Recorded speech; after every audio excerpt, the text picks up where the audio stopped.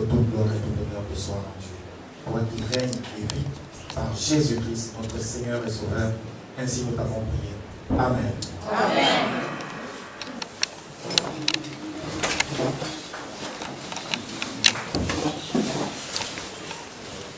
Amen. Bonjour. J'espère que tout le monde est bien assis.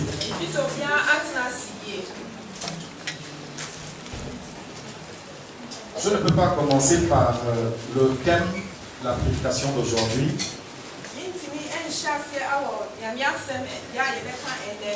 Sans faire le rappel de toutes les prédications qu'il y a eu avant.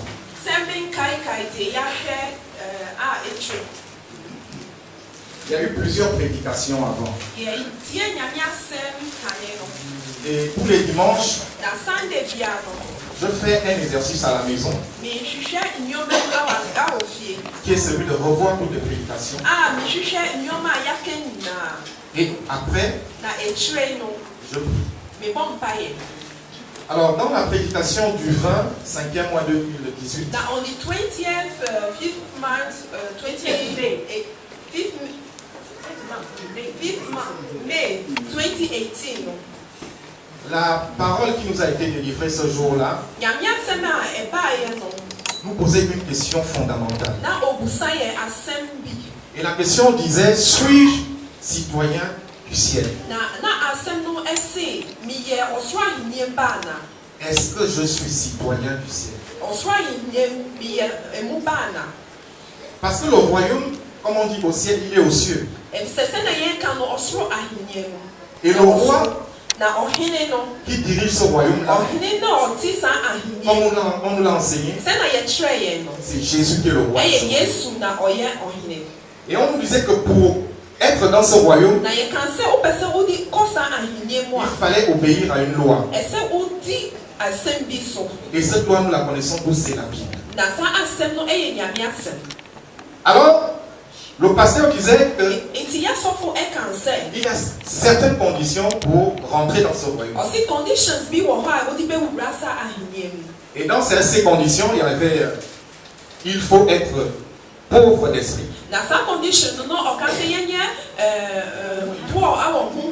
Pour rentrer dans le royaume des cieux. Et la deuxième condition nous disait, heureux ceux qui ont un cœur pur.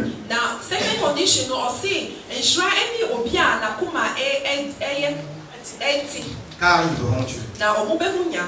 Il y avait une autre troisième condition qui disait, heureux ceux qui procurent la paix. Car ils seront appelés fils de Dieu. Amen. Et aujourd'hui, toutes ces choses, nous les connaissons tous. Mais pour y arriver, nous avons besoin de quelque chose de fondamental. Et cette chose-là, nous la pratiquons depuis que nous sommes chrétiens. Cette chose, c'est la prière. Amen. Nous prions tous. Les chrétiens de cette église prient. Les chrétiens d'autres églises prient. Il y a même d'autres personnes, même peut-être les Nganga prient, mais on ne sait pas quel Dieu. Donc nous prions tous. Mais aujourd'hui, le thème de la prédication de ce matin, c'est ma prière. Ma prière à moi. Ta prière à toi. Ma prière s'adresse à qui? Et comment je prie? Alors, nous allons nous poser une question. C'est quoi la prière?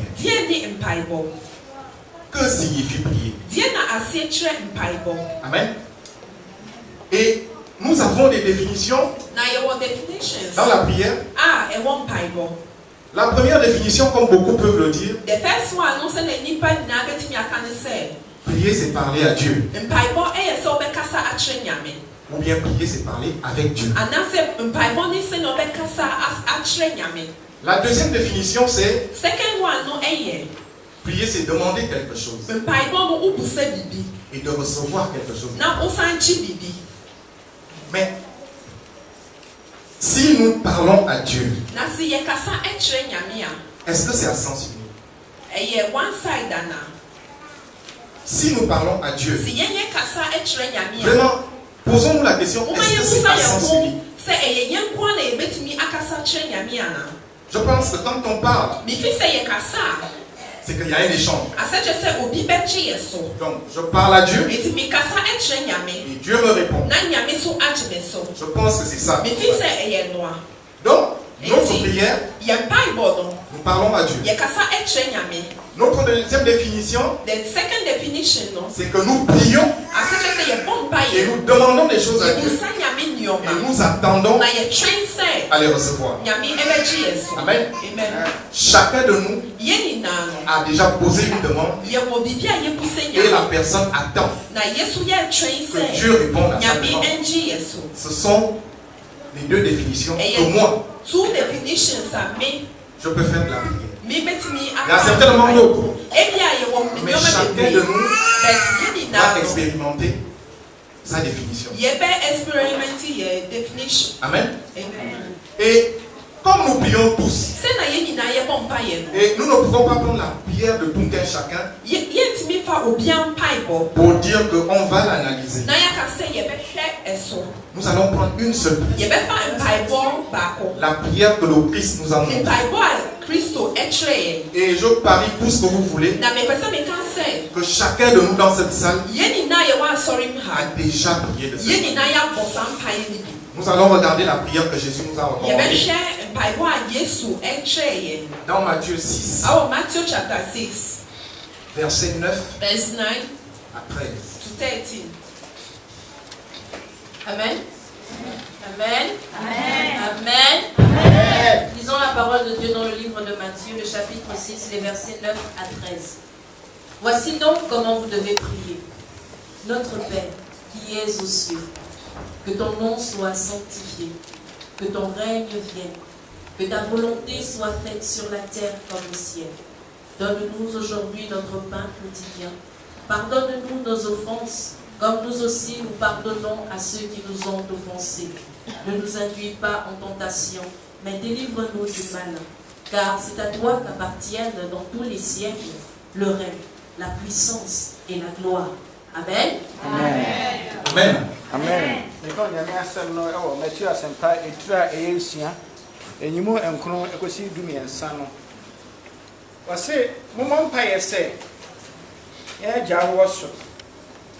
Within Hunted Wahinimbra, the open and yawas I say so. Said the air was so. My and there, Dianine, Nafayan Akafi. Said the free 1 hour, what they are Naka. Nay and free Bonimu. Nawana Hindi, near Moding, near Yam. Amen. Amen. Amen. Chacun dans cette église a déjà prié de cette façon. Chacun dans cette église a déjà répété le Notre Père. Amen. Et quand je prends cette prière, je la divise en deux. La première partie, c'est celle qui concerne le domaine de l'esprit, avec les besoins de l'esprit. La deuxième partie, c'est celle qui concerne le corps, avec les besoins du corps. Amen. Et je voudrais vraiment que vous me suiviez. Parce que dans le domaine de l'esprit, quand vous voyez dans cette prière, la prière dit Notre Père, qui est aux cieux. Dans quel royaume? Le royaume de Dieu. Nous reconnaissons que ce Père-là, il est pour nous tous. Nous adressons cette prière à notre Père. Mais nous savons que Dieu est esprit. Donc c'est notre esprit qui adresse cette prière à Dieu. Pour reconnaître que Dieu est mon Père, pour reconnaître que Dieu est le Père de mon frère, pour reconnaître que Dieu est le Père de telle personne. Amen. Cette prière passe par l'esprit et va dans le domaine du royaume des cieux. Amen. Amen. Et nous allons voir que les besoins de l'esprit, comme nous le dit la Bible, sont contraires à ceux de la chair. L'esprit cherche la volonté de Dieu. L'esprit cherche à satisfaire les besoins de Dieu. L'esprit nous amène à prier. L'esprit nous amène à adorer Dieu. L'esprit nous amène à nous sanctifier pour Dieu. Ça, ce sont les besoins de l'esprit. Alléluia. Et quand nous parlons à Dieu, nous avons dit que prier, c'est parler à Dieu. Donc, forcément, un échange. Quand Dieu nous répond, il nous communique sa volonté. Vous allez me dire, il communique ça comment? Est-ce que c'est dans la tête? La première communication de la volonté de Dieu, c'est ça. La Bible. Tout le monde a la Bible. Tout le monde a au moins lu la Bible. Donc Dieu nous communique sa volonté. Et ensuite, il nous communique sa volonté par l'esprit. Il arrive dans une église où vous voyez le pasteur. Et moi je garde une bonne expérience de ça. Parce que quand le pasteur te dit quelque chose, je parle de mon pasteur. J'ai expérimenté. Il m'est arrivé à des moments de me poser la question, mais comment elle sait? Mais comment elle fait pour savoir que c'est ça qui me ronge? Comment elle sait pour me donner la parole exacte pour que ma vie, pour que ma prière soit agréable à Dieu? Amen. Mais tout simplement parce que Dieu communique sa volonté. Dans l'esprit du pasteur, Dieu communique sa volonté. Dans l'esprit de l'ancien, Dieu communique sa volonté. Dans l'esprit du peuple. Et une fois nous avons reçu cette parole, une fois nous avons reçu sa volonté, et à ce moment nous pouvons parler ensemble. Amen. Nous sommes toujours dans l'esprit. Je vais vous prendre un exemple. La volonté de Dieu. Il y a un échange. Voici cette feuille. C'est mon esprit. J'ai demandé pardon pour mes fautes. Dieu a rendu cette feuille-là blanche. Il m'a pardonné mes fautes. Et puis je prie pour un problème. Je me rends compte que dans ma famille, les gens tombent malades. Dieu me répond. Parce que Dieu nous parle tous. La réponse que Dieu va apporter, elle vient sur le corps. Elle vient dans l'esprit. Dieu me dit que je dois me réveiller à 3h du matin pour prier pour mes parents. Il met cette volonté dans mon esprit. Mon esprit qui a été pardonné. C'est blanc. Voilà la pensée de Dieu qui vient ici, comme un cachet. Quand Dieu t'ouvre mon esprit, ballon comme ça. Voici la volonté de Dieu. Pour mettre le cachet sur la feuille. Si la feuille se balade dans tous les sens, est-ce que vous pensez que je mets un cachet ici? Et puis ce qui va se tirer sur mon cachet va se retrouver sur la feuille. Amen. Ça veut dire quoi? Ça veut dire que mon esprit a besoin d'un support. Ce support, c'est la parole de Dieu. Amen. Mon esprit là, je viens à l'église, j'écoute la parole de Dieu, je repars. Mon esprit, je ne viens pas aux activités, je reste à la maison le dimanche, je viens à l'église. Et parfois même, c'est à la Noël ou à la Pâque ou que je vais à l'église. La volonté de Dieu ne peut pas s'imprimer dans mon esprit. Amen. Nous avons un autre type de chrétien. Voilà l'esprit. C'est froissé. Froissé par les choses. Je ne trouve pas de travail. Froissé par les problèmes de ma famille. Froissé par les problèmes de mariage. Je n'arrive même plus à prier. Et pourtant je connais la Bible. Et pourtant je récite les versets. Et pourtant mon esprit est posé sur un support qui est la Bible. Dieu envoie sa volonté. Est-ce qu'elle va s'imprimer? Amen. Je ne pense pas. Dieu a besoin de quelqu'un qui a son esprit, qui a pour support la parole de Dieu.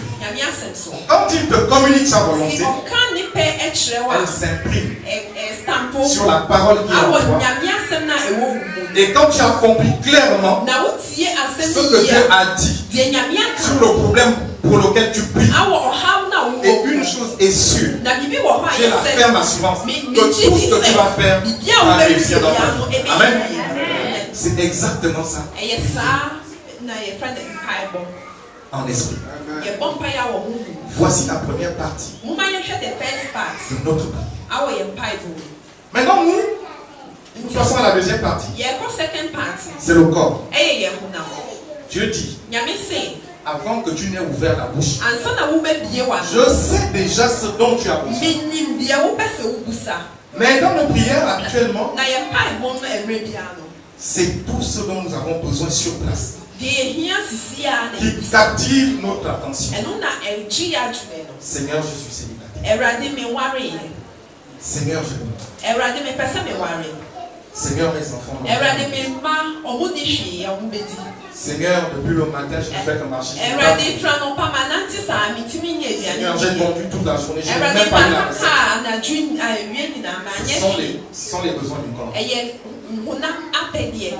Ces besoins-là, Dieu dit, avant que tu ne me dises même, je connais déjà ça. Et il est Dieu. Donc il peut tout te donner. Mais posons-nous la bonne question. Souvent quand nous prions, notre priorité c'est laquelle? Est-ce qu'on est la volonté de Dieu pour notre vie, pour notre problème, ou bien nous faisons l'inverse? Je prends ce qui me fait mal aujourd'hui, j'ai faim et c'est ce que je montre vers Dieu.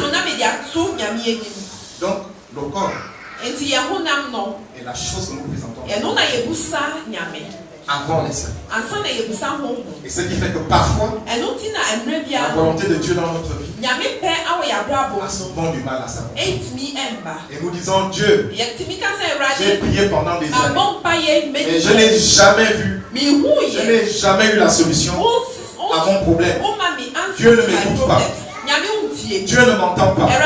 Il fait pour les autres, mais il ne fait pas pour moi. Amen. Alors que Dieu nous parle. Alors que Dieu nous donne sa volonté. Alors que Dieu oriente notre esprit vers des choses pour les jours. Mais nous, nous sommes préoccupés par autre chose. Et notre esprit n'est pas en harmonie avec Dieu. Amen. Mais une fois nous avons compris le principe de cette prière, et nous dire que Dieu est plus grand que tout, comme le pasteur le disait tout à l'heure, Dieu est plus grand que les montagnes qu'il y a dans notre vie. Dieu est plus grand que le fossé dans lequel je me trouve. Mais si nous prions ce Dieu-là en esprit, sa vérité viendra sur nous. Amen. Et cette prière, aujourd'hui, chacun de nous doit se poser la question: comment je prie? Est-ce que je prie pour les besoins de l'esprit? Est-ce que je prie pour les besoins de la chair? Comment devrais-je me tenir devant ce Dieu en prière? Amen. Donc que chacun de nous essaye de revoir ces principes de prière, la manière qu'il oriente sa prière, la manière qu'il demande des choses à Dieu. Et Dieu, dans sa fidélité, va vous donner le bon exemple, va vous permettre de prier avec efficacité et vous allez avoir des résultats. Amen. Et Dieu cherche des hommes et des femmes qui peuvent se tenir à la brèche pour lui.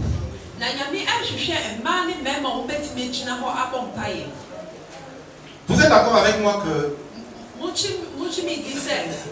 en ce moment, si vous regardez dans le pays, vous êtes d'accord avec moi que tout va mal. Vous avez la violence dans les établissements. Vous avez des enfants qui sont tués. Vous avez des enfants qui sont violés. Vous avez des drogues qui sont partout.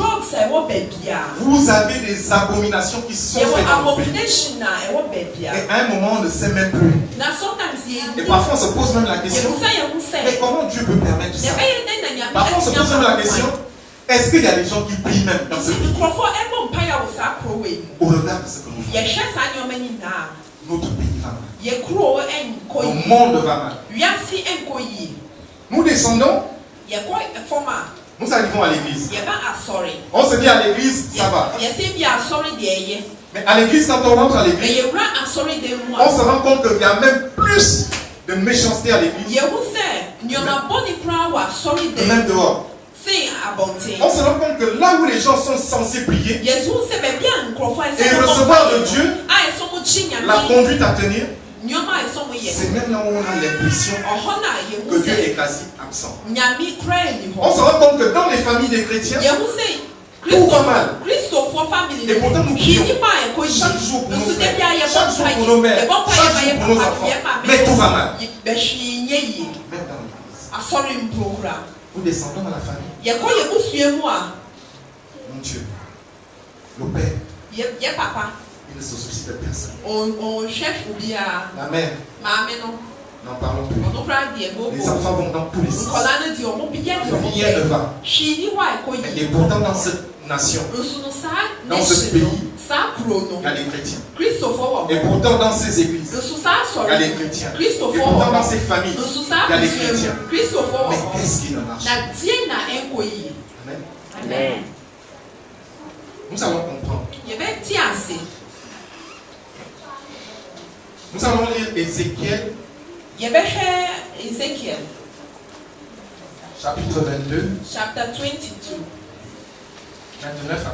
29 to 31. Ézéchiel 22, 29 à 31. Amen. Amen. Amen. Amen. Amen. Lisons la parole de Dieu dans le livre d'Ézéchiel, le chapitre 22, les versets 29 à 31. Le peuple du pays se livre à la violence comme des rapides, opprime le malheureux et l'indigent, foule l'étranger contre toute justice. Je cherche parmi eux un homme qui élève un mur, qui se tienne à la brèche devant moi en faveur du pays, afin que je ne les détruise pas, mais je n'en trouve point. Je répandrai sur eux ma fureur, je les consumerai par le feu de ma colère, je ferai retomber leurs œuvres sur leurs têtes, dit le Seigneur l'Éternel. Amen.